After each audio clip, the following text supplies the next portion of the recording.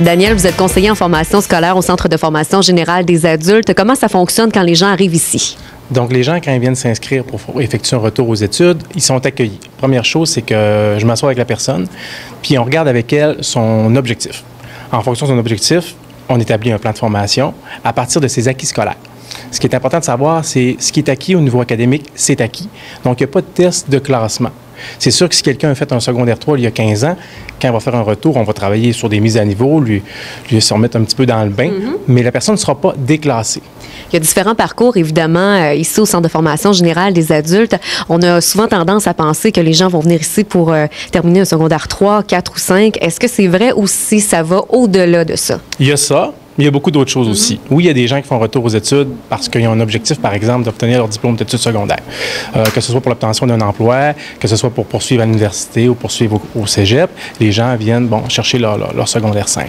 Il y a aussi d'autres choses. Il y a aussi, par exemple, venir chercher des préalables scolaires. Quelqu'un qui veut faire un retour aux études, qui a déjà son diplôme d'études secondaires, il décide de faire un retour, je ne sais pas, au niveau universitaire. Il a besoin de sciences physiques, de physique de 5, de chimie de 5, de maths fortes. Ça, c'est toutes des préalables que c'est possible de faire à l'éducation des adultes aussi.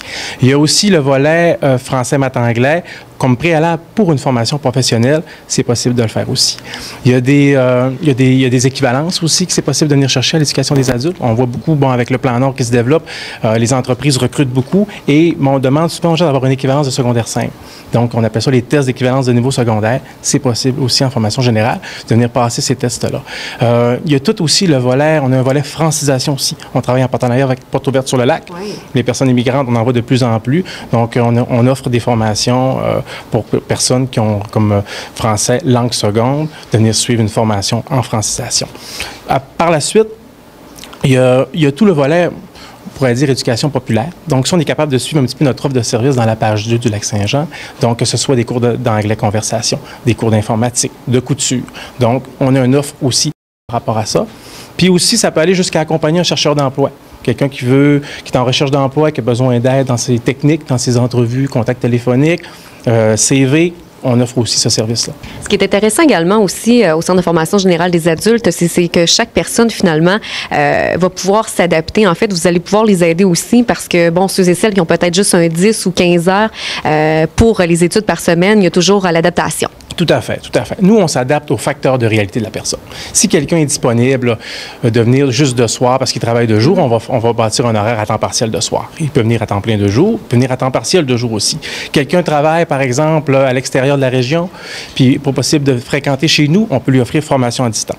Donc, c'est tous des facteurs que nous, on prend en compte quand la personne s'inscrit. On ne lui exigera pas de venir 30 heures semaine de jour. On va partir vraiment de ces facteurs de réalité à elle, puis on va lui essayer de l'accompagner le plus possible là-dedans. En terminant, Daniel, on va parler des différents services offerts justement pour les personnes qui fréquentent le Centre de formation générale des adultes. Oui, bien, c'est sûr que quand on fait un retour aux études, ça implique, il faut s'investir, mais on ne laisse pas la personne, une fois que je l'ai rencontrée, bonne chance, puis je continue tout seul là-dedans. Elle va être suivie et accompagnée tout le long de son parcours, que ce soit par une orthopédagogue. Ça peut être de l'aide personnelle aussi. Ça peut être, au niveau de l'orientation, l'information scolaire aussi. La personne, à un moment donné, lorsque ses préalables sont terminés, là, il y a une deuxième étape qui s'en vient, que ce soit l'inscription à une formation professionnelle, l'inscription au niveau collégial ou universitaire. On va l'accompagner là-dedans aussi. Puis il y a tout le suivi aussi, le suivi pédagogique. Donc, on va s'assurer régulièrement avec la personne de voir comment ça va dans le plan de formation qu'on avait établi au départ.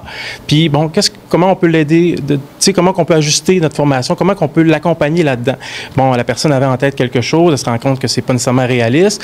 C'est quoi les alternatives qu'on a? Donc, c'est sûr que tout au long de sa formation, la personne va être suivie puis accompagnée là-dedans, ça, c'est sûr. Daniel, merci beaucoup. Parfait, merci.